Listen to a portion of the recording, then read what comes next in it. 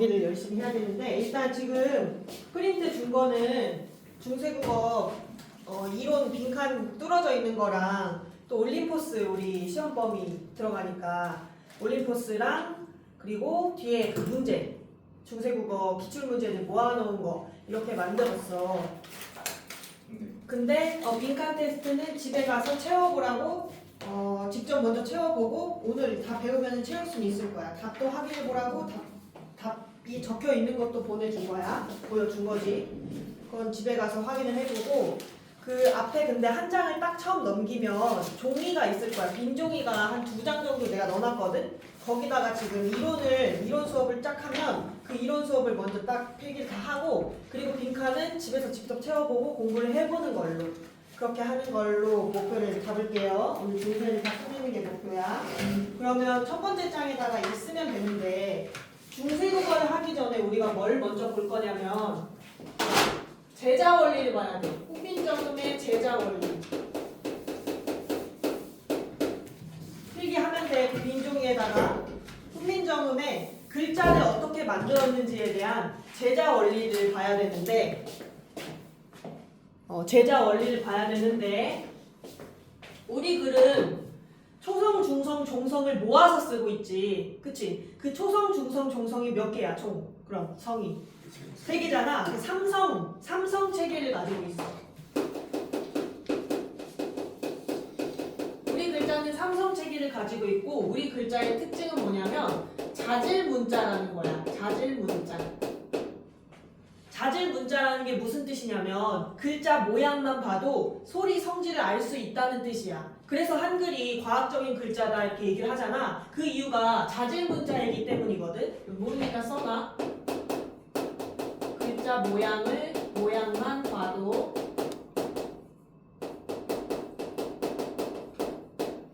소리 성질을 알 수 있음. 소리 성질을 글자 모양에 반영했다는 뜻이야. 소리 성질을 글자 모양에 반영. 글자 모양을 보면 소리 성질을 알 수 있다.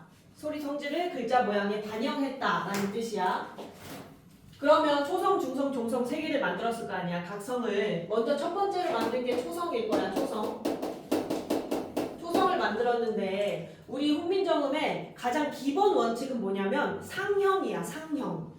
뭔가를 본떴다는 뜻이야. 생긴 걸 그대로 본뜨는 걸 상형이라고 해. 본뜨는 그 상형자를 먼저 만들었는데 초성은 뭐를 본떴냐면 발음기관의 모양을 본떴어요. 발음기관의 모양을 본떴어요. 발음기관의 모양을 본떠서 기본자로 상형자로 기본자를 만들었는데 학교에서 이런 거 했니?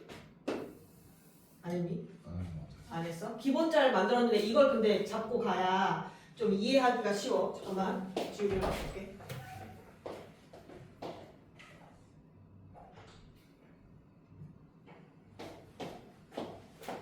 기본자를 5개를 만들었어요. 총 5개. 기역, 니은, 미음, 그리고 시옷, 이음 이렇게 5개를 만들었어요.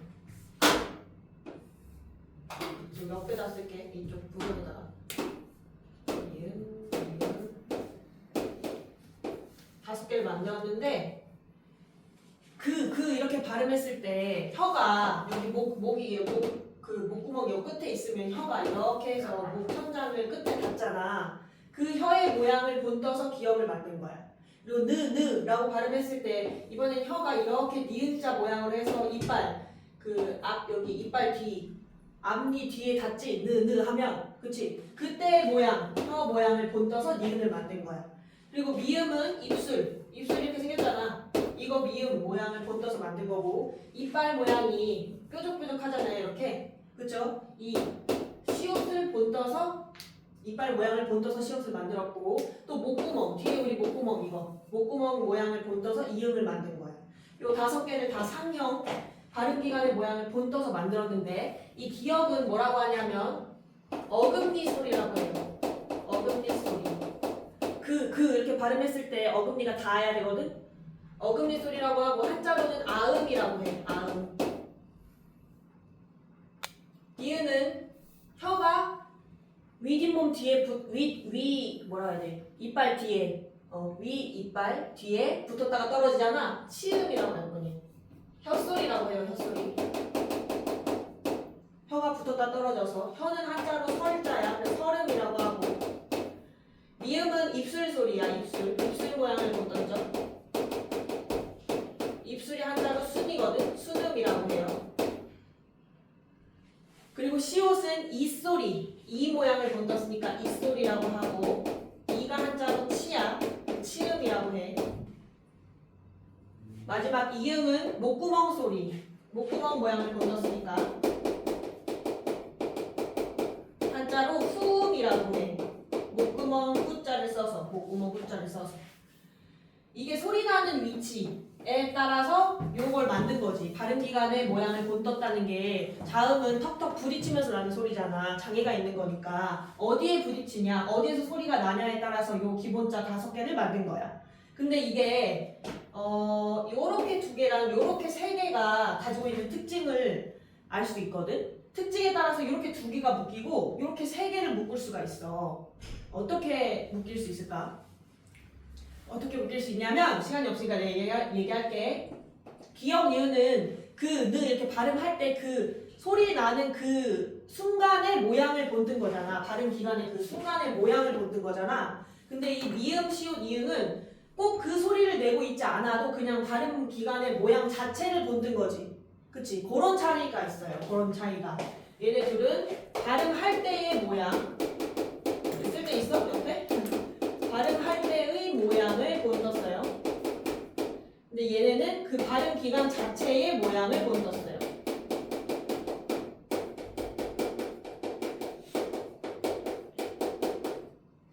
수민아 쓸 때 있어? 저 오른쪽에. 오른쪽에다 써요? 그리고 여기 이렇게 쭉 밑으로 긋고 여기다가 더 쓰면 되니까. 그치? 발음할 때의 모양이고 그때 그 소리를 낼 때의 혀의 모양이고 얘네들은 발음하지 않아도 그냥 발음기관 자체의 모양을 본뜬 거.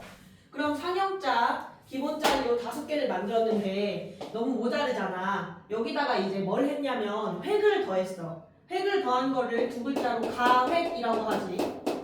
가획을 했어요. 가획. 거기다 써, 승민이. 가획을 했는데 획을 더해서 먼저 만든 글자를 초출자라고 하고 그리고 이 초출자에다가 한 번씩 획을 더해서 제출자를 만들었어. 다시 만들었다는 뜻이야. 다시 만든 글자라는 게 제출자야. 그래서 기역에다가 획을 더하면 키읔, 니은에는 디귿, 그리고 뭐니? 키읔 이렇게 써요. 다 기읍, 피읍, 지읒, 치읒 이렇게 8, 9, 9개의 가액자를 만든 거지. 근데 이거 보면 현대국어에서 쓰지 않는 게 있지. 뭐가 있을까요? 얘요, 얘 맞아. 얘 현대국어에서 안 써. 현대국어에서 안 쓰는 거는 내가 빨간색으로 표시할게. 중요해. 현대국어와의 차이가 중요하니까. 현대국어에서 안 쓰는 얘 이름을 다 알고 정확하게 쓸 수 있어야 돼. 여린 히읗이라고 해. 받침이 히읗 받침이야. 여린 히읗이라고 해요. 이름을 정확하게 알고 있어야 돼. 여린 히읗. 히읗, 지금 우리가 발음하는 히읗보다는 조금 더 약한 발음이겠지. 그럼 이 가획을 봐봐. 우리가 가획자를 글자 모양만 봐도 획을 더하면 더할수록 어떻게 된다는 게 알 수 있어? 소리의 세기가 세지지, 그치? 이런 부분이 자질문자의 특성을 가지고 있다는 거야. 글자 모양의 소리 성질을 반영했잖아, 그치? 그래서 과학적인 글자라는 거야. 아, 미안해. 어머, 잠깐만. 미안. 이거 아니다. 가획을 했어요. 내가 지금 정신이 없네. 이거 지워줘. 미안해. 초출자, 제출자 아니에요? 지울 수 있어? 그거 있어? 화이트? 화이트 없어? 화이트 있어? 고마워. 자, 여기.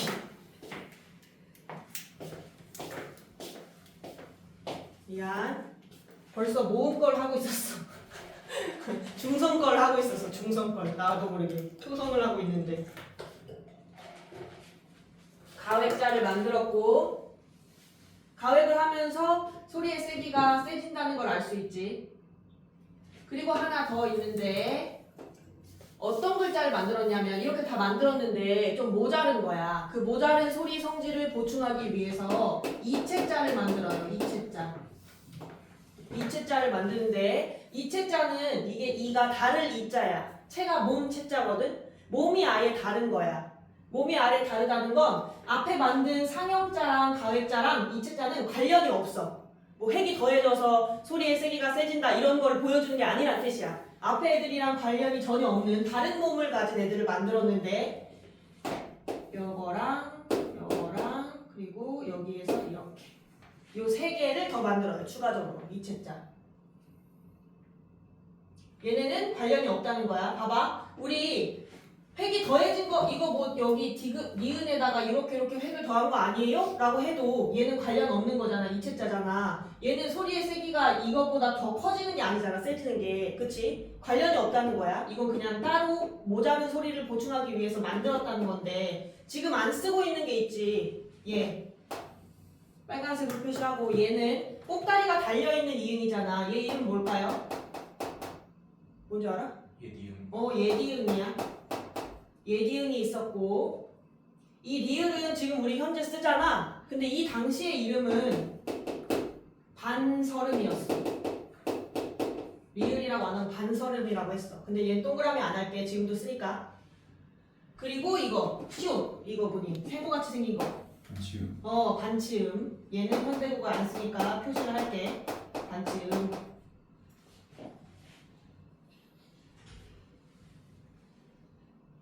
그러면 이렇게 기본자를 만들었는데 이 기본자 개수가 몇 개야? 세봐.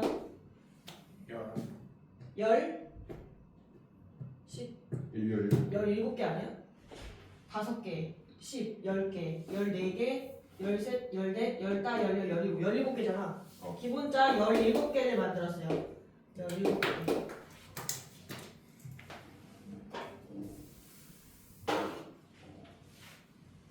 17개의 기본자를 만들었는데 이 기본자만 가지고도 이제 소리를 다 표현할 수는 없으니까 이 기본자들을 이제 합쳐서 만든 걸 뭐라고 하냐면 합용자라고 해. 합용자. 이 기본자를 합쳐서 만드는 거야. 합쳐서. 완성된 기본자를 합쳐서 만드는 게 합용자인데 초성은 두 가지 방법이 있었거든. 합용자를 만드는 두 가지 방법이. 첫 번째는 병서자. 병서는 가로로 쓰는 거야. 그리고 연서자가 있었어. 연서는 세로로 쓰는 거야. 병서자와 연서자를 만들었는데 병서자는 다시 두 개로 나눠져. 각자병서와 합용병서로. 배웠지? 네. 각자병서가 뭐야? 각자 쓰는. 아니에요. 각자병서 같은 거 뭘까? 가로로 쓰는 거야. 가로로 이어서 옆으로 이렇게 이어서 쓰는 건데 각자병서는 똑같은 거 쓰는 걸까? 아니면 다른 거 쓰는 걸까? 똑같은 거. 맞아, 똑같은 거 쓰는 거. 이런 거 현대국어의 된소리 같은 거 쌍기역, 쌍기역 이런 애들 있지. 이런 걸 각자병서라고 해. 각자여서 뭐 다른 거 쓴다는 게 아니야. 근데 중요한 게 뭐냐면 우리 이게 지금 기본자를 이렇게 만들고 나서 거기에 그 기본자를 합쳐서 만드는 게 합용자잖아. 그 합용자에 들어가 있는 게 각자병서지. 그치? 근데 현대국어랑 비교했을 때 현대국어에서 우리 이거 쌍기역 같은 거 있잖아. 된소리. 현대국어에서 된소리는 하나의 의문이었던 거 기억나? 그 자음 체계표 안에 들어가 있었잖아. 근데 지금 중세국어에서는 이 기본자를 가지고 합쳐서 만드는 거니까 요게 하나의 의문이 아니라는 뜻인 거거든? 그럼 얘는 지금 몇 개의 의문으로 되어 있는 거야? 음의 개수가? 2개인 거야. 얘는 기역 플러스 기역인 거야. 기억나? 우리 배웠던 거 기억나지? 의문 변형일 때 근데 이거는 기역 플러스 기역이 아니었지. 현대국어에서는. 하나의 소리였는데 그래서 교체가 됐잖아. 박이라고 하면 이렇게 우리 소리가 나는데 이거 교체라고 했지 탈락이라고 안 했잖아. 그치? 근데 이때는 이때는 이게 두 개의 의문이었다고.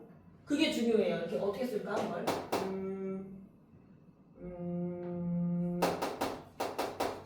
이렇게 쓰자. 현대 국어와 달리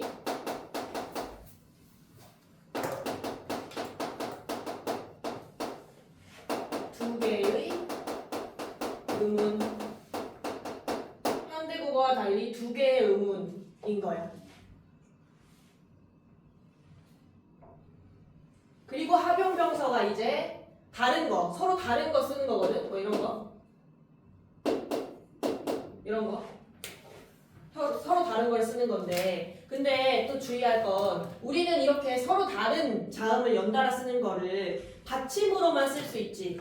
겹받침이라고 하잖아. 근데 중세 때는 얘를 어두에도 썼어. 초성에도 썼단 말이야. 초성에도 쓰면 그걸 뭐라고 하겠어? 그치, 어두자음군이 쓰였어요. 초성에도 쓰면 어두자음군이라고 해.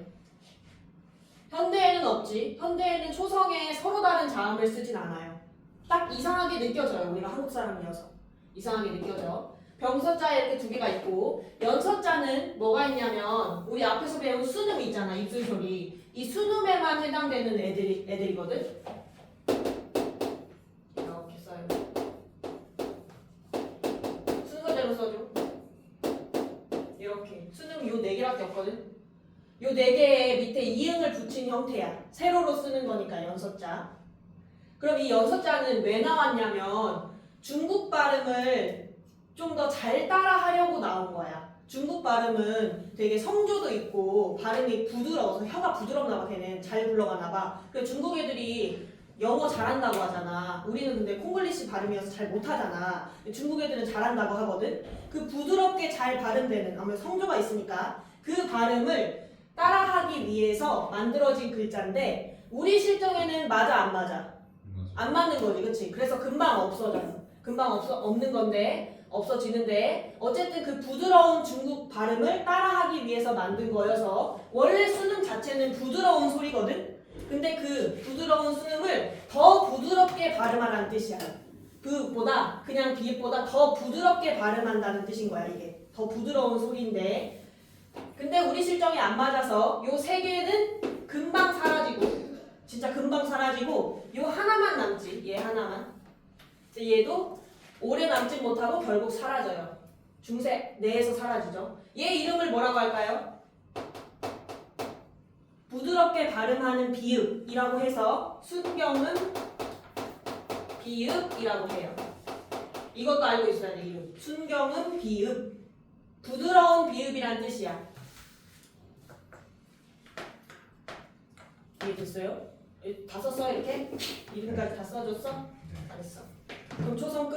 나 지운다? 지운다? 초성 만들었으니까 이제 그럼 뭐 만들어야 돼? 중성.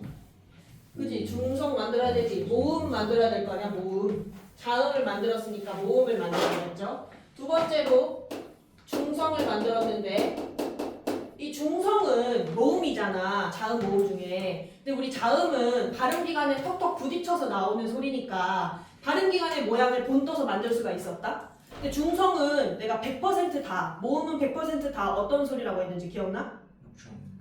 다 목청 소리. 그치? 울림 소리였어. 어디에 부딪혀서 나는 소리가 아니지. 그치? 초성은 부딪히는 거, 모음은 자음은 부딪히는 거, 모음은 안 부딪히는 소리잖아. 그럼 얘는 본뜨고 싶어도 발음기관을 본뜰 수가 없는 거야. 애초에 100% 울림 소리니까. 근데도 얘는 뭔가를 본떠야만 했어. 그래서 뭐를 본떴냐면 그 당시에 조선에서의 핵심 사상, 조선을 다스리는 그 기본적인 사상이 성리학이었잖아. 그 성리학 사상의 개념을 본떴어요. 상용했어요. 성리학 사상을 가지고 왔어. 성리학 사상을 상용해서 기본자를 3개 만들어요. 얘도 상용인 거야, 본뜬 거야. 뭘 만들었을까, 기본자 3개? 그 아래아랑 응, 맞아. 천지. 천지인. 그 성리학에서는 우주 만물을 구성하는 3요소를 그렇게 생각했거든. 천지인이라고. 천지인을 본떴어요. 아래 안에 사실 이렇게 구멍이 뚫려 있는 아래아야. 이 점 찍은 거 아래아. 그리고 지, 평평한 땅의 모양을 본뜬 거, 인, 그 땅에 서 있는 반듯한 사람을 본뜬 거야. 이것도 상형이지, 맞지? 그 당시 때는 하늘이 둥글다고 생각했으니까. 근데 이거 아래야. 얘는 현대국어에서 쓰지 않는 거지. 그치? 그래서 빨간색으로 표시 동그라미 했고 얘 이름도 정확하게 알아놔야 돼. 아래 아야. 이거 자꾸 아래 하라고 써. 아니야. 아래 아야. 거꾸로 해도 앞으로 해도 아래 아야. 무조건 알고 있어야 돼. 주의해야 되고 이 상형자를 바탕으로 여기서는 뭘 하냐면 합성을 해요. 합성을 한다는 건 아까 자음할 때 배운 합용한다는 거랑 달라. 합용을 한다는 건 합용자를 만드는 건 이미 완성된 기본자들을 완성품을 가지고 조합하는 거지. 근데 합성한다는 건 완성품이 아직 아닌 거야. 알았지? 글자를 만드는 중인 거야. 아직 합성을 하는 거야. 합성을 해서 어떻게 만드냐면 이 아래아를 얘네 위아래 뭐 오른쪽 왼쪽으로 찍어요. 순서대로 써야 돼. 그리고 이렇게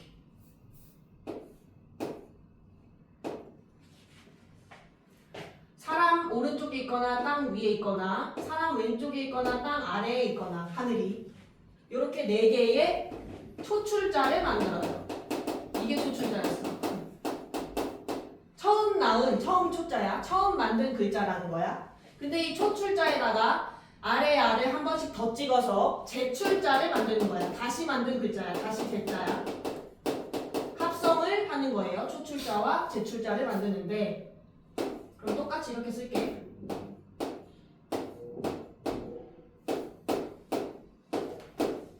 이렇게.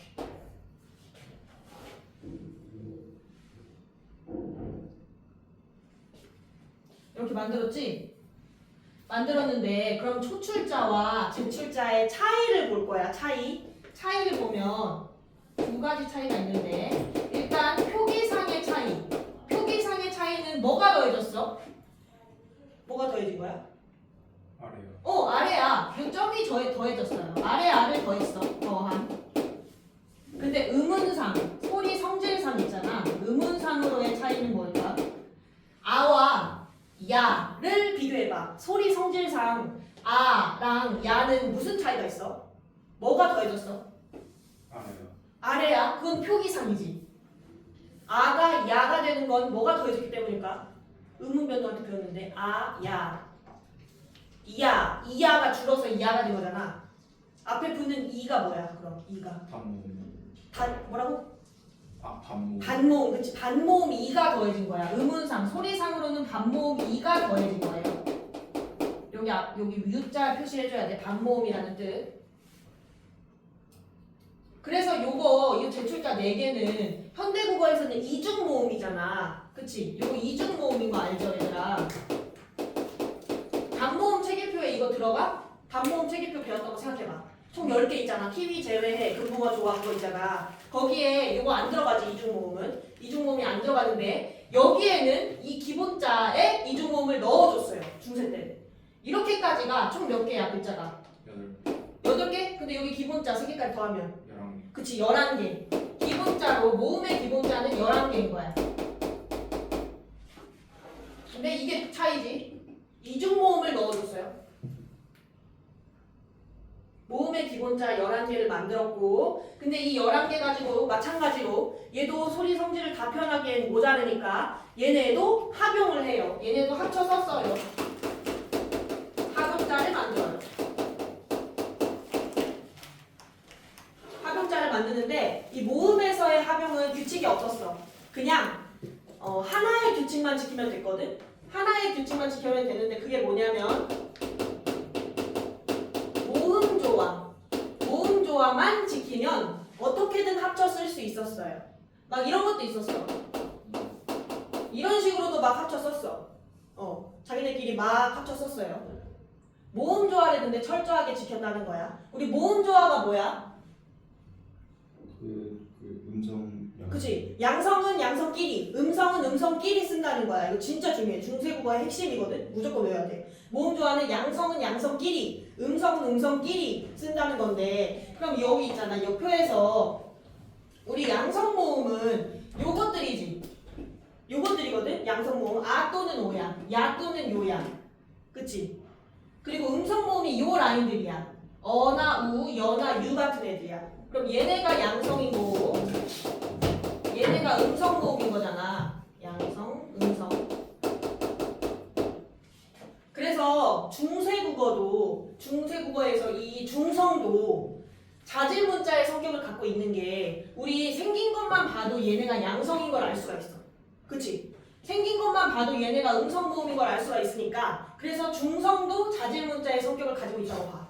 초성뿐만 아니라 중성도야. 자질 문자의 성질을 가지고 있어요. 글자 모양의 소리 성질을 반영한 거예요. 이 양성끼리 음성끼리 쓰려고 하는 걸 모음조화라고 하는데 이걸 엄청 철저하게 지켰다는 게 얘네의 특징이야. 합용자의 특징. 그냥 중세 국어 자체의 특징인데 막 이런 것까지 썼는데 근데 주의해야 될 게 네 마리가 있어요. 이거랑 요거랑 요거. 요 네 마리를 써봐. 여기 이렇게 묶어서 써봐.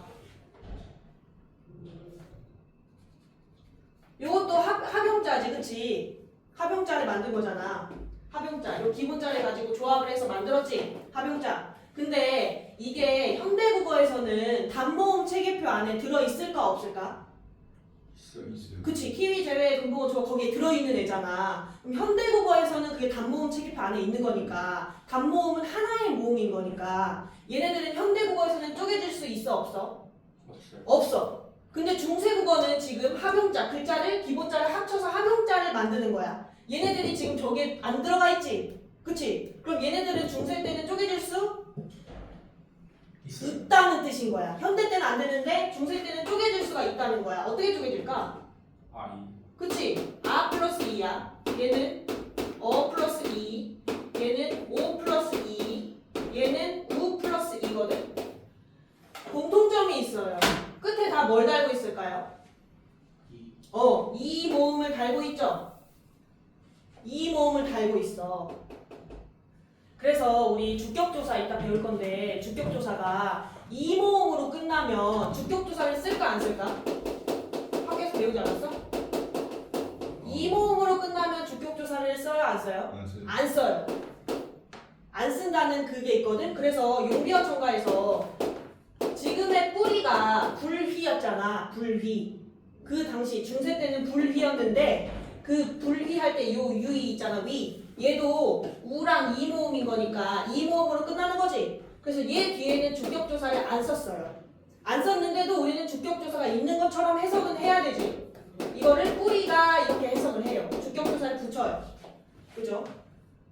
근데 이게 현대국어에서는 쪼개질 수 없는 단모음이었는데 중세 때는 쪼개질 수 있는 거니까 이 모음으로 끝나는 거니까 주격조사를 쓰지 않는다라는 거야. 무슨 말인지 알겠어요? 네, 그러면 중성 끝. 나 지울게요. 예시도 다 썼어? 다 썼지? 중성 끝났고 이제 뭐 남았어? 마지막. 초성, 중성 다음 뭐야? 종성이지?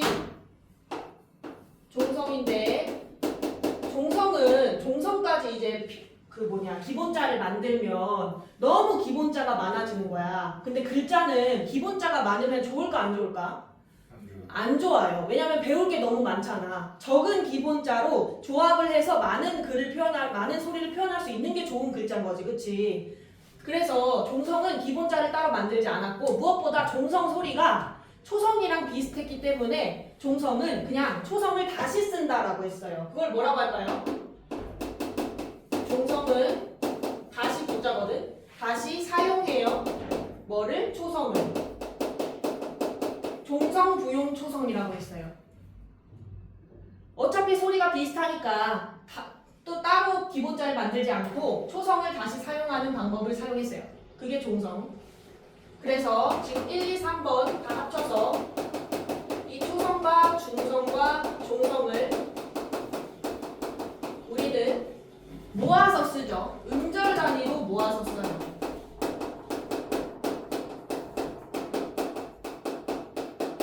음절 단위로 모아 쓰기를 하죠.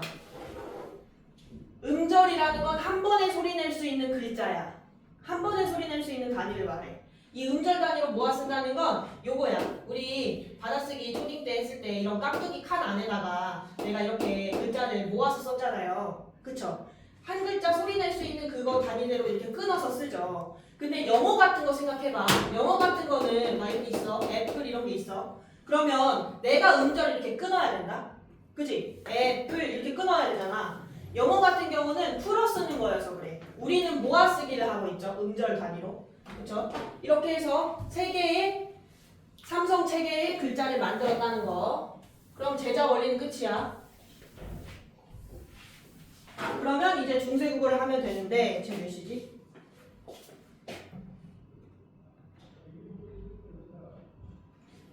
금방 할 수 있겠네. 좀 더 할게 얘들아. 하고 쓸게 좀 더 하고. 이제 중세국어를 할 수 있는데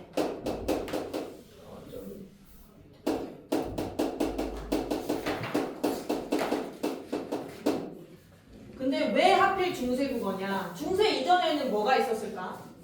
근데 중세 이전에 더 옛날 그걸 무슨 국어라 할까? 고대. 고대 국어라고 해. 고대가 있고 그리고 중세가 있고 그리고 뭐겠어? 근대가 있고 그리고 그치 현대 국어가 있는 거거든. 근데 왜 하필 중세 국어만 수능에서 다루고 학교에서도 중요하게 다루냐면 고대 국어 때는 우리 글자가 있을까 없을까? 없어요. 세종대왕님은 조선시대 사람이잖아. 그치? 이때는 없었어. 그래서 중국의 글자를 빌려 쓰는 차자 표기를 했어. 차자. 글자를 빌려서 쓰는 표기를 했어요. 차자 표기를 했었고 그러니까 당연히 기록물도 많이 없고 그리고 근대의 경우에는 왜 안 배울까 우리가? 근대 국어를 따로? 별로 안 달라서. 현대랑 너무 비슷해. 근대는 뭐 자료는 많은데 현대랑 너무 비슷한 거야. 그래서 차이점이 별로 없는 거야. 그래서 우리 국어로 우리 글자로 써져 있어서 자료도 많고 현대와 두드러지는 차이점도 있는 중세국어만 꼭 집어서 중요하게 다루는 거야. 수능에서 얘만 다루는 이유야. 그럼 봐봐. 그러면 요거 두 개를 다룬다는 거에서 우리가 출제 포인트를 알 수가 있는데 중세국어와 현대국어가 두드러지는 뭐가 있다는 걸까? 차이점. 차이점이 있다는 거야. 그게 포인트인 거야. 차이점. 어떻게 다른 건지 그걸 꼭 파악하면서 배워야 되는 거야. 이런 걸 우리 국어의 성질 중에 시간이 지나면서 국어가 바뀌는 거잖아. 차이점이 있다는 건. 그걸 무슨 성이라고 해? 연속성. 아니? 역사. 그치, 역사성. 국어의 역사성과 관련된 개념인 거야. 역사성. 국어의 역사성과 관련된 걸 지금 배우는 거야. 이렇게 시대상으로 국어를 구분해 놓는 거 기준이 뭔 줄 알아? 기준? 그냥 내 맘대로 뚝뚝 잘랐을까? 아니지. 뭔가 큰 뭐가 있어야 될까? 변화. 변화가 있어야 되는 거거든. 고대에서 중세로 갔을 때는 뭐가 변했냐면 원래 통일신라였다가 그 다음 나라가 고려잖아. 그치? 통일신라는 그 밑에 경주가 수도였잖아. 근데 이제 고려의 수도는 어디야? 개성이지. 남쪽 중심의 언어였는데 수도가 바뀌면서 나라가 바뀌면서 북쪽 중심의 북방 쪽으로 언어의 중심지가 이동하게 돼. 되게 큰 변화잖아. 그래서 고대와 중세를 나누는 거고 중세와 근대를 나누는 건 조선 전기 후기야. 조선 전기 후기를 나누는 중요한 사건이 있었지. 뭐가 있었어? 양난. 임진왜란이랑 병자호란이 있었잖아. 그 양난이 있고 나서 사회가 엄청 큰 변화가 생겼으니까 중세와 근대로 나눴어. 양난이 있기 전에는 되게 평화로웠고 국어라는 게 귀족들의 전유물이었거든. 자기 학식 자랑하는 뭐 그런 정도였어. 근데 이제 양난이 있고 나서 서민의식이 성장하니까 서민 중심의 언어로 바뀌게 되면서 중세와 근대를 나누는 거야. 그리고 근대와 현대를 나누는 기준은 아이러니하게도 일제강점기거든. 일제강점기 때 이제 일본 애들이 우리 글자를 다 뺏어갈 것 같으니까 막 급하게 언어에 대해서 막 법도 새로 만들고 규정도 새로 만들고 막 그래. 한글 맞춤법 통일한 뭐 이런 것도 만들고 그래. 그런 걸 만들면서 이제 지금 우리가 쓰는 현대 국어로 자리 잡게 되는 거야. 그렇게 언어의 그 큰 변화에 따라서 나누는데 우리가 볼 이 중세 국어는 사실 두 개로 나눌 수가 있어요. 중세 국어는 전기 중세와 후기 중세로 나누거든요. 전기와 후기로 나눌 수 있는데 전기 중세는 고려에서 조선 극초반이야. 세종대왕님이 몇 대 왕이야 조선에? 4대. 4대 왕이잖아. 그래서 3대. 그러니까 세종대왕이 한글 만들기 전까지 그때까지를 전기 중세라고 하는 거야. 기간으로 보면 10에서 14세기 정도라고 보아. 근데 이때 아직 한글 만들기 전이니까 이때도 그럼 우리 글자 없으니까 한자를 빌려왔겠지. 이때에도 차자표기 했어요. 차자표기. 차자표기를 했으니까 전기중세랑 후기중세 중에 당연히 뭐가 더 중요할까? 후기. 그치. 우리 글자가 만들어지고 나서 기록을 한 그 후기중세가 훨씬 더 중요하겠지. 우리가 배우는 건 후기중세야. 그러면 전기와 후기를 나누는 가장 중요한 사건이 뭐였던 거냐면 훈민정음이었던 거야. 훈민정음을 창제한 게 1443년이에요. 그리고 3년 후인 1446년에 반포하거든요. 그걸 기준으로 해서 전기와 후기로 나누는 거야. 그럼 후기 중세는 어느 시대를 말하냐면 조선 전반부를 말해. 양난이 일어나기 전까지. 조선 전반 후반. 전반 후반으로 나눠서 중세 국어냐 근대 국어냐 이렇게 나누는 거야.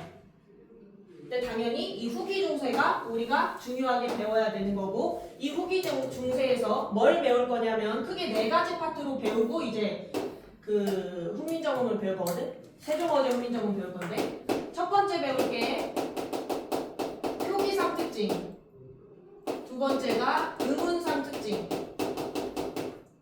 세 번째 문법상, 네 번째가 어휘상이야. 요 4가지 측면에서의 현대국어와 두드러지는 차이점을 다 배우면 중세국어가 끝이야.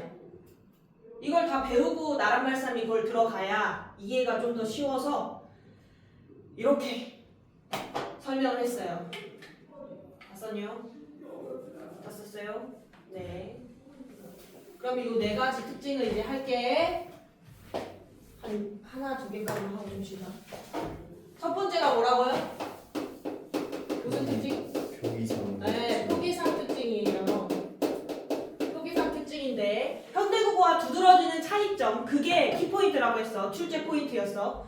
표기상 특징에서 첫 번째는 뭐냐면 이 당시 때 중세 때는 띄어쓰기가 있었을까요? 없었을까요? 없어요. 없었어요. 띄어쓰기가 없었어요. 현대국어엔 띄어쓰기가 있지. 이 띄어쓰기가 언제 생기냐면 한참 뒤에 생겨. 한참 뒤에. 거의 근대 막바지 현대 이때쯤에 생겼어요. 이거 되게 늦게 생겼어. 그 독립신문 알아? 서재필이 창간한 독립신문? 가보개혁 이후에 만들었거든, 독립신문이. 그때 처음으로 시도했어요. 띄어쓰기를. 그럼 왜 시도했냐면 거기 써있어. 독립신문에 써놨어. 의미 파악을 쉽게 하려고 띄어쓰기를 한다 라고 써있어요. 띄어쓰기가 안 되면 의미 파악하기 어렵잖아. 그래서 의미 파악을 위해서 이거 독립신문이 처음 한 거야. 당연히 중세 때는 없었겠지. 독립신문이 1896년일 거야. 이때 처음 시작했어요. 처음 도입이라고 할 때 띄어쓰기를 도입했어. 가보개혁이 언제인지 아니?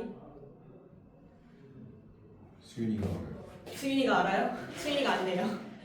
1892. 2 말고 1. 1 말고 6. 6보다 조금 전. 4. 5.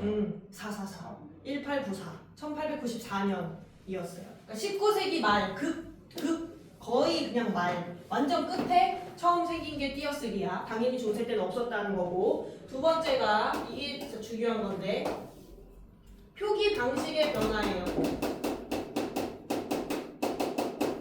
표기 방식의 변화가 어떻게 흘러갔는지 현대까지 쭉 이어서 볼 거야. 먼저 중세 때는 무슨 표기 방식을 했냐면 이어적기를 했어요. 여기다 중세 시대를 구분해줄게. 중세 때 이어적기를 했죠. 이거 배웠지 학교에서. 이어적기. 이어적기 한자로 뭐라고 할까? 연철. 맞아. 연철. 잘해요. 이어적기를 한다는 건 뭐냐면 소리 나는 대로 적었다는 거야. 소리 나는 대로 적는 게 이어적기야. 세종대왕이 한글 훈민정음을 만든 이유가 백성들이 편하게 쓰기 위해서잖아. 그래서 소리 나는 대로 그냥 편하게 적었던 거야, 처음에는. 당연히 적을 때는 편하지, 그치? 맞춤법 같은 거 고려할 필요가 없잖아. 그런 장점은 있는데 단점이 있어. 적었어. 적는 사람은 편해. 근데 읽는 사람은 어때? 불편해요. 이게 무슨 소리인지 잘 모르겠어요. 형태소에 그게 원형이 파괴되니까 무슨 소리인지 잘 모르겠는 문제가 생겨요. 가독성이 떨어지는 문제가 생기지. 이 방식은 시대가 지나면서 이제 점점 교육이 중요해질 거 아니야. 교육이 중요해지면 책 같은 거 많이 쓰고 보급이 될 텐데 나중을 위해서라도 별로 좋지 않은 방법인 거지. 그치? 읽기가 너무 어렵잖아. 가독성. 의미 파악하기가 어려우니까. 예시 이렇게 써봐. 여기. 만약 밥 플러스 을 이게 있다면 이걸 그냥 소리 나는 대로 밥을 이렇게 적었다는 거지. 근데 미래를 위해서는, 교육을 위해서는 별로 좋지 않은 방법이었어. 그래서 이어적기 말고 뭘 하죠? 띄어쓰기. 네? 띄어쓰기 말고요. 소리 나는 대로 적지 않고 그걸 무슨 적기라고 해? 뭐에 맞춰서 적는 맞는데 그걸 무슨 적기라고 해? 이어 적는 거 말고. 끊어적기. 그래, 끊어적기를 하는데 근데 끊어적기로 바로 가는 게 아니야. 과도기적 형태인 거듭적기가 있었어요.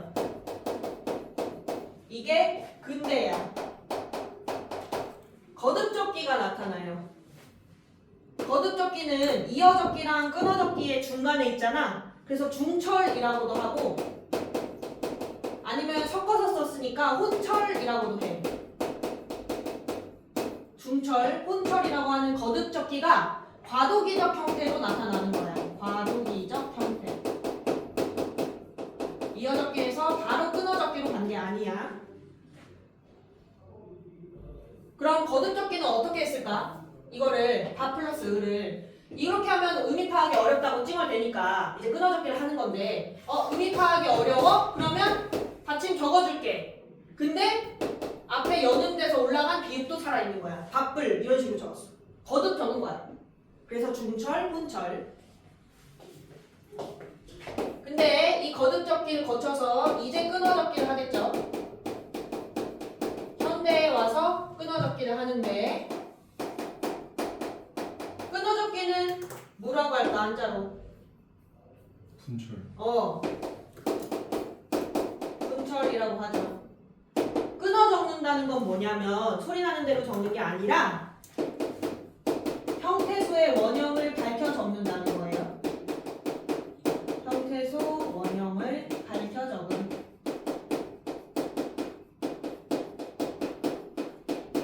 밥이라는 형태소의 원형을 밝혀 적는다는 뜻이야. 이렇게 밥을 지금 우리가 하는 것처럼. 그러면 가독성은 당연히 좋아지겠지. 의미 파악하는 건 좋아지겠지. 근데 대신 문제가 생겼지. 우리가 발음이랑 표기가 같아 달라? 달라요. 다르지, 그치? 그래서 표준 발음법도 있고 한글 맞춤법도 있는 거야. 발음법과 표기법이 따로 있잖아. 이제 그런 문제가 생기는 거지. 그러니까 우리 맞춤법이 되게 어려운 거야. 그래서 되게 어려운 편이야. 맞춤법 잘 못 지키는 경우 되게 많잖아. 그게 끊어적기를 하기 때문인 거지. 이게 두 번째 표기 방식, 두 번째 표기상 특징이고, 세 번째는 이제 종성을 표기하는 방법이야. 이게 또 바뀌었는데, 진우야 힘들어? 거의 다 했어, 거의 다 했어. 표기상 특징하고 좀 쉽게. 종성 표기를 했는데, 얘가 바로 이 이어적기를 했기 때문에 금방 변화한 거거든? 얘랑 관련이 돼 있는 거거든? 원래 내가 방금 했었어. 제자 원리 할 때 종성은 어떻게 한다 했어? 종성은? 초성을 다시 쓴다 라고 했지. 그걸 뭐라고 했어? 6글자로 종성. 종성 부용 다시 쓴다. 쓸 용자 그치. 초성 종성 부용 초성이었잖아. 초성 원래는 종성 부용 초성이었어. 근데 이 당시 때는 무슨 적기를 했다고? 중세 때는? 소리 나는 대로 쓰는 이어적기를 했어. 근데 이 당시 사람들도 똑같은 이 발음 구조를 가지고 있었으니까 어쨌든 인간이기 때문에 모든 초성을 다 종성으로 발음할 수가 없었어요. 지금도 그래서 초성에 7가지만 발음할 수 있다라고 되어 있잖아. 현대국어에 가느다란 물방울 외웠잖아. 그것처럼 그 사람들도 어차피 모든 초성을 다 쓰게 해도 못 발음하는 거는 어차피 쓸 필요가 없는 거야. 그치? 그리고 심지어 얘네는 이어 적기를 했으니까 소리 나는 대로 적었으니까 애초에 다 발음할 수 없는 거를 굳이 쓸 필요가 없었던 거지. 그래서 이 종성 부용 초성이 금방 뭐로 바뀌냐면 팔종성법으로 바뀌어요. 팔종성법 중세야. 금방 바뀌어. 대폭 줄여. 종성 받침으로 발음할 수 있는 자음을 대폭 줄였어요. 그게 팔종성법인데 그럼 8가지 있다는 거지. 뭘까? 불러봐. 학교에서 안 배웠어요? 불러봐. 배웠을 거야. 100% 배웠어. 아 저거 지금이랑 거의 비슷해. 가느다란 물방울이 그 7개잖아. 거의 비슷해. 기억이 안 나? 그럼 지금이랑 이렇게 큰일 났네. 우리 잘 볼 수 있을까? 생성과 되게 중요한데. 잘 봐야 돼. 잘 봐서 똑같이 써.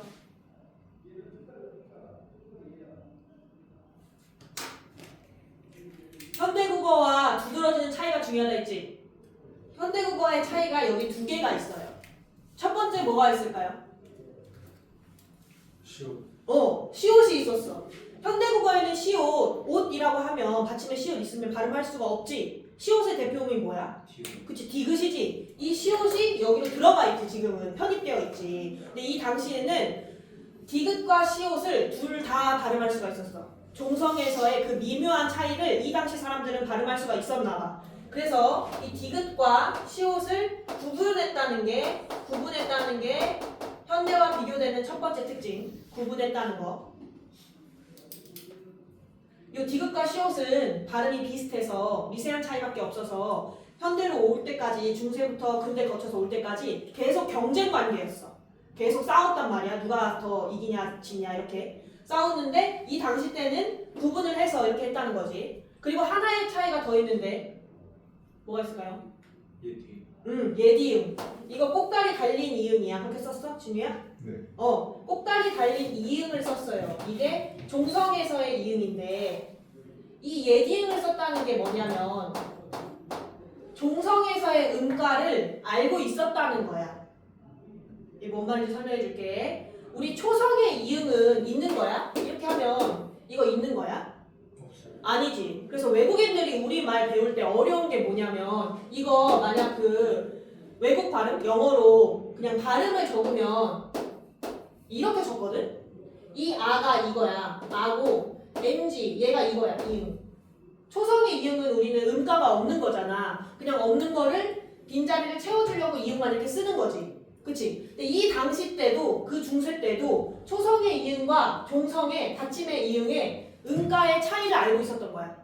초성의 이응은 음가가 없었다는 걸 알았고 중성, 받침으로의 음가가 있는 예디응을 썼던 거야. 종성법이니까. 이해됐어? 근데 지금 현대국어 같은 경우에는 우리 초성 이응과 종성 이응이 다르다는 걸 알지만 요거 2개의 표기를 다르게 하니? 아니지. 음가 있는 이응, 없는 이응 상관없이 동그라미 그냥 이응이라고 쓰잖아. 근데 이 당시 때는 그걸 구분해서 적었다는 거지. 이해돼요? 음가가 있는 이응을 예디응으로 쓰고 음가가 없는 이응을 그냥 이응으로 썼어요. 무슨 말인지 이해가 됐어, 준이야? 이해가 됐니? 안 됐어? 봐봐. 우리 이거 초성의 이응 없는 거지? 중성의 이응은 있는 거지, 소리가. 음가가 없고 음가가 있어요. 근데 그거를 다르게 표기하니? 아니지. 똑같은 그냥 이응을 쓰지? 그치? 그러니까 외국인 입장에서 어려운 거야. 얘는 왜 없고 얘는 왜 있는 거지? 똑같이 생겼는데? 이거지, 외국인 입장에선. 근데 이 당시 사람들도 초성의 이응과 중성, 받침의 이응이 음가가 다른 걸 알고 있었어. 초성은 없고 이게 있는 걸 알고 있었던 거야. 알고 있는데 그걸 표기까지 했다는 거야. 음가 있는 이응을 꼭다리 달린 이응으로 표기까지 했다. 이해됨? 예. 그 음가가 없는 이응은 그냥 이응만 쓰고. 그게 이제 뒤에 배울 동국정운식 표기에서 명확하게 드러나. 근데 이게 그 받침으로 요거와 요거 있잖아. 구분하는 거. 이거를 일상생활에서는 막 엄청 엄밀하게 지키진 않았어. 일상생활에서는 그냥 썼는데 막 구분되진 않았는데 뒤에 배울 동국정운식 표기에서는 이제 엄격하게 구분을 하거든. 이 음가가 있는 이응과 없는 이응을. 할게요. 어쨌든 중세 때 이 팔정손법을 했는데 이제 근대 때는 뭐냐면 하나가 줄어들어요. 이게 근대. 근대 때 7종손법을 했어. 지금 현대랑 개수는 어때? 현대 국어랑 개수가 달라? 아니 같아요. 우리는 뭐야 지금? 7개. 7개 뭐야? 불러봐. 가는 다른 거. 그렇게 있지? 근데 근대 때는 똑같진 않았어. 근대 7종손법은 뭐였냐면 이렇게. 뭐가 다른지 하나 찾아봐요. 시옷. 디귿 대신 뭐 들어있어? 시옷. 시옷이 들어갔지? 이 디귿과 시옷이 경쟁 관계였다 했잖아. 근대 때는 시옷이 살았다가 현대는 이제 시옷보다는 발음이 조금 더 편한 디귿으로 바뀐 거지. 대표음이. 이해됐어요? 네. 이게 종성 표기고요. 아휴. 자리가 없을 것 같으니까 여기다 써야겠다. 여긴 다 썼지? 네. 마지막으로 하나만 하면 표기성 특징이 끝이야. 그리고 쉽게 조금만 힘내. 지두야 조금만 힘내. 예. 마지막으로 볼게. 아까 내가 얘기했을 때 얘기했지. 동국 정은식 표기.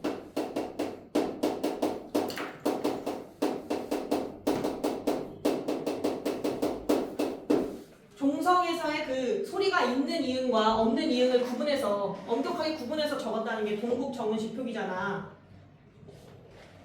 엄청 중요해 이거. 학교에서도 어렵고 엄청 중요할 거야. 배웠지? 네. 그치? 동국 정은식 표기가 일단 무슨 뜻이냐면 동국, 동쪽에 있는 나라거든? 동쪽에 있는 나라 어떤 나라였을까? 일본? 근데 그 당시 때는 세상의 중심이 뭐야? 중국. 그러니까 가운데 중자를 쓴 거지. 그치? 세상의 중심이 정말 자기라고 생각했어 중국은. 그 중국 기준으로 동쪽에 있는 나라는 어딜까? 우리나라. 우리나라야. 조선이야. 그 조선이 뭐를 적는 표기 방법, 뭐를 적는 표기법이냐면 정은식이라는 건 중국 발음법이야. 중국 발음법인 성은법을 표기하는 방법을 세종대왕이 법으로 만든 거야. 왜 이걸 만들었냐면 세종대왕님이 한글을 만든 이유가 물론 백성들이 편하게 사용하려고 쓰기 편하려고 만든 것도 있지만 그 당시에 우리는 지금 우리가 영어 많이 쓰는 것처럼 중국의 한자를 많이 썼거든? 근데 그 중국의 한자 발음을 다 제각기로 하는 거야. 예를 들면 이거 나무 목자잖아. 얘를 목이라고도 발음하고 묵이라도 발음하고 먹이라고도 발음하고 사람들마다 그 한자 발음이 다 제각각이니까 그 한자어 발음을 통일하고 싶었던 거야. 이해돼요? 통일하고 싶어서 중국의 발음법을 어떻게 표기하는지를 법으로 정해놓은 거야. 마치 그런 거야. 우리 초딩 때 이런 거 있으면 영어 있으면은 이거 외우려고 이렇게 우리말로 애플 이렇게 쓰잖아. 그치? 요 발음법을 통일하고 싶은 거야. 이렇게 토를 단 거야. 한자 옆에 이렇게 한자 옆에 토를 단 거야. 발음법으로. 그걸 통일하려고 만든 게 동국 정은식 표기야. 이해됐죠? 한자 옆에 토를 달 때 그때 쓰는 표기 방법인데 총 3가지가 있어요. 첫 번째, 기준은 뭘까? 우리말이 기준일까? 중국말이 기준일까? 중국말. 맞아. 중국의 그 원어민 발음을 잘 발음하려고 한 거니까 그 원어민 발음이 기준인 거야. 그래서 최대한 중국 원음에 최대한 가깝게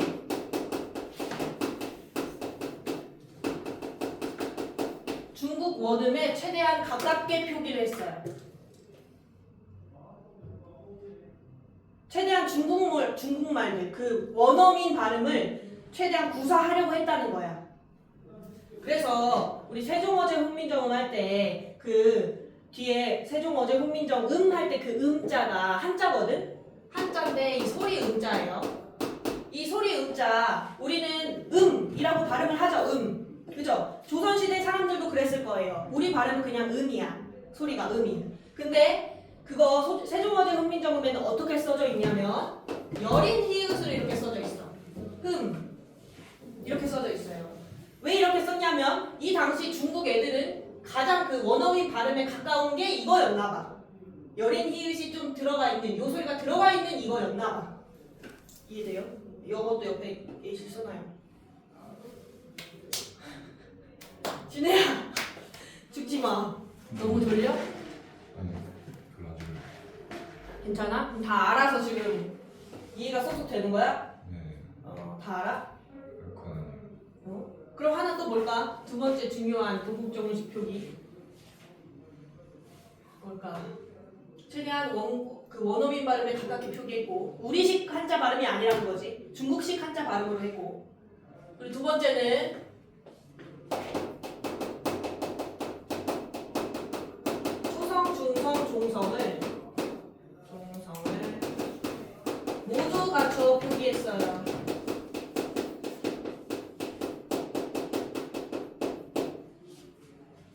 모두 갖춰서 표기했어요.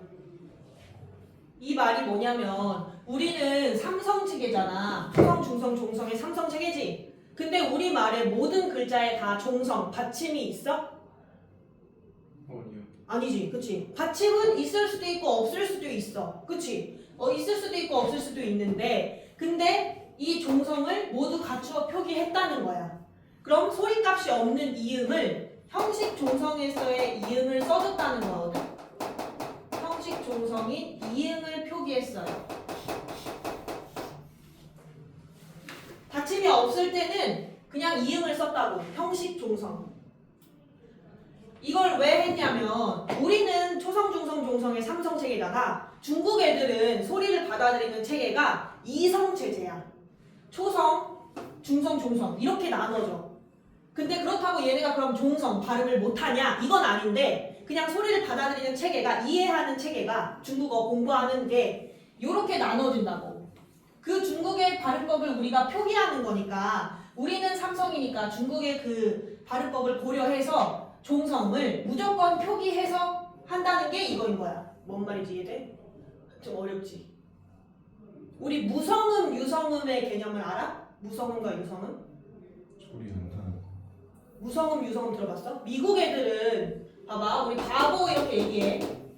바보 이렇게 얘기하면 우리한테는 이 비읍과 이 비읍이 다른 소리로 들리니? 아니요. 아니지. 우리 한국인은 똑같이 들린다. 근데 미국 애들은 이 비읍과 이 비읍을 다르게 느낀다. 요 뒤에 있는 비읍은 모음 사이에 있지.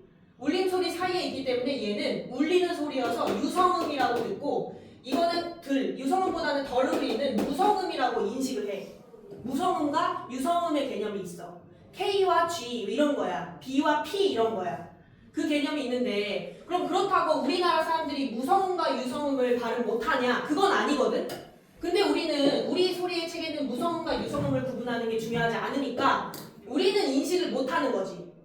마치 그거인 것처럼 우리도 발음을 할 수 있어. 당연히 발음을 할 수 있는데 인식을 못하는 것처럼 중국 애들은 소리를 받아내는 체계가 이성 체계여서 그 중국의 발음법을 고려해서 우리는 종성이 없을 때도 형식 종성인 이음을 표기하자라고 한 거야. 어려워요. 그래서 예를 들어줄게. 얘 지금 한자 옆에 토를 다는 게 종국 정식이잖아. 당연히 우리말의 경우에는 안 썼어. 우리말의 경우에는 토를 안 달아요. 당연히 우리말인데 왜 토를 달아? 그치? 한자 옆에 예를 들면 이 두 이자라는 글자가 있어. 졸리다 애들. 두 이자라는 글자 이거 우리 발음 어떻게 해? 이거 이라고 발음하지. 근데 초성, 중성, 종성을 다 갖추어 표기해야 되니까 여기에 형식 종성인 이응을 써줬다고. 그렇다고 이거 발음을 이응이라고 했냐? 그건 아닌 거야. 이라고 하는 거야. 여기에 이응은 그냥 이응은 소리값이 없으니까. 근데 그럼 만약에 소리값이 있는 이응이에요. 그런 경우에는 어떻게 하냐? 가운데 중 같은 거. 이건 받침이 이게 소리가 있는 거잖아. 그럴 때는 우리 소리값이 있는 이응은 뭘 쓰기로 했어? 종성에서. 열린 베이지. 예디응을 쓰기로 했잖아. 그럼 이렇게 표기를 했겠지. 이해돼? 이해돼? 지우야? 네. 네. 한자도 옆에 써놔요. 예시. 이게 음가가 없는 거, 이게 음가가 있는 거예요.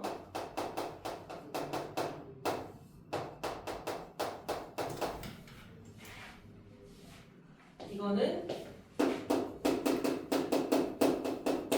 한자 옆에 토를 달 때 쓰는 거예요.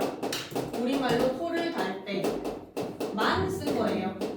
당연히 고유어일 때는 이런 거 안 해요. 우리말인데 왜 발음법을 쓰겠어? 근데 중은 원래 중 아니야? 응? 중은 원래 중. 맞아. 중은 원래 중이지. 우리나라 사람들 중이라고 발음했지. 네. 그치? 그러니까 여기다가 이 꼭다리가 있는 예디음을 써준 거야. 이 이음은 음가가 있는 거잖아. 아 예디음이구나. 예디음이야. 그러니까 그 구분을 이렇게 했다고. 앞에 이음은 그냥 이음이야. 뒤에 중은 예디음이야. 이렇게 썼어? 마지막 동국정식 표기의 마지막. 얘는 그냥 들어만 봐. 이형고래라는 게 있었어요. 들어만 나. 수능 봐야 되니까. 이형고래가 있는데 이 이형이 뭐냐면 무슨 뜻이냐면 여린 히읗 있지. 이 여린 히읗의 한자 이름이야. 세종대왕이 모든 그 자음 모음에 한자 이름을 다 지어줬는데 이 여린 히읗의 한자 이름은 이형이라고 하거든. 그 여린 히읗이 보완하는 거야. 뭐를? 리을을 보완하는 거야. 여린 히읗이 리을을 보완한다는 뜻이야. 이형 고래가. 이게 뭐냐면 들어만 나요. 들어만. 받침에서 리을과 여린 히읗을 이렇게 같이 쓰는 경우가 있어. 받침이야. 이거 받침. 받침에서 이렇게 썼을 때 이 리을은 소리값, 음가가 있어요. 리을, 르 발음을 해요. 근데 요 여린 히읗은 지금 이형고래로 요 여린 히읗을 쓴 건데 지금 얘가 리을을 보완하는 거라고 했잖아. 그럼 얘는 소리값이 없는 거예요. 소리값이 없고 그냥 문법적 기능만 했어요. 문법적인 기능만 했는데 어떤 기능을 했냐면 요 리을을, 받침의 리을을 짧게 발음해 라는 기능만 한 거예요.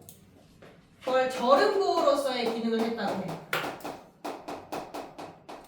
입성이거든. 입성으로서의 기능을 했어. 끊었다는 거야. 음을 끄는 거. 굉장히 어려운데 한마디로 리을을 짧게 발음하라 라는 뜻이었다는 거. 소리를 내진 않는데 리을을 짧게 발음해 라는 뜻으로 썼다는 거야. 그럼 이걸 왜 했냐면 이것도 중국어 최대한 가깝게 하려고 그런 거야. 우리나라 사람들은 리을을 짧게 발음하는 게 어렵거든. 애초에 그냥 생긴 게 그래요. 근데 중국 애들은 잘해요. 그걸 따라하고 싶었던 거예요. 중국 발음을. 이게 그거잖아. 중국 발음을 따라하는 거잖아. 그래서 우리도 중국 애들처럼 리을 발음을 짧게 해. 그런 표시로 이 여린 히읗을 썼던 거야. 근데 이게 당연히 우리 실정에 맞아 안 맞아 이것도. 안 맞아요. 안 되는 걸 되게 할 수는 없잖아. 우리 그냥 구조 자체가 리을을 짧게 안 되는데 어떡해. 그치? 그래서 금방 없어져요. 금방 없어지는데 없어질 때 뭐에 영향을 주냐면 관형격 조사에 영향을 줘요. 관형격 조사가 아니다. 미안. 관형사형 전성어미에 영향을 줘요. 그래서 훈민정음 이따 볼 건데 거기에 이런 글씨 있어요. 이르고자 할 홀페이셔도 이런 글씨가 있거든. 우리 사람들이 말하고자 할 바가 있어도 말을 못했다. 이런 식으로 써 있어. 거기서의 이 할 이거 현대 국어에서는 할 바가 있어도 하면서 관형사형 전성어미잖아. 우리 현대국어에서의 관형사형 전성어미는 이 리을 하나만 써요. 그치? 근데 이 당시 때는 이 이형고래가 없어지면서 얘한테 관형사형 전성어미에 영향을 줬어요. 이렇게 같이 썼어요. 이게 관형사형 전성어미야.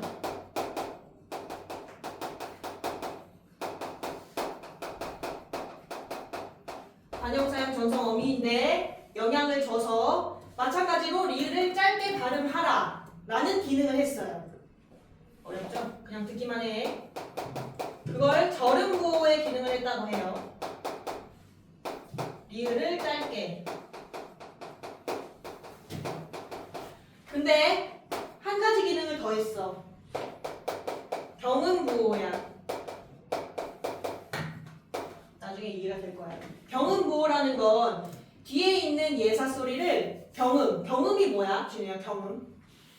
거센소. 아니, 그건 격음이야. 그치? 경음은 된 소리야. 그래서 된 소리 되기 우리 한자로 뭐라 해? 경음. 경음화라고 해. 그치? 경음화라고 해. 뒤에 예사 소리를 된 소리로 바꾸는 기능을 했다는 거야. 이 여린 히읗이. 문법적 기능을 했다고. 그래서 이거 원래 발음은 할 바가 있어도 내가 이루고자 할 바가 있어도 바가 있어도 이 뒤에를 경음으로 바꿨다고. 근데 만약에 뒤에가 예사sol이 아니고 그냥 예를 들면 내가 이루고자 할 놈이 있어도 할 때 뭐 니은 같은 거 왔다고 쳐. 그러면 당연히 경음보로서의 기능을 할 수 있어 없어? 니은에 된 소리가 있어? 된 소리를 못 바꿀 거 아니야. 그럼 이거의 기능은 못 하겠지. 근데 요거는 하겠지. 절음보. 짧게 발음하겠지. 할 바가 있어도 할 놈이 있어도 이렇게. 절음보로서의 기능은 100% 하는 거야. 근데 경음보로서의 기능은 뒤에 예사소리가 왔을 때만 하는 거야. 그래서 우리 된소리 대기 음운 변동 생각해봐. 마지막 규칙 기억해? 마지막 규칙. 관형사형. 오! 관용사형 전성어미 리을 뒤에 예사소리는 된소리. 된소리로 발음하지. 그게 이 이형고래 때문에 생긴 거야. 그게 여기에 영향을 받은 거야. 이게 없어지면서 지금 현재까지 된소리 대기의 그 발음 구호, 음운 변동에 영향을 준 거지. 이해됐어요? 이것까지는 수능을 위해서 그냥 설명을 했어. 나중에 한번 찬찬히 생각해봐. 학교에서 이건 안 했지? 네. 그래요. 그러면 좀 쉴게요. 쉬어서 음운상 특징을 쉬었다가 할게.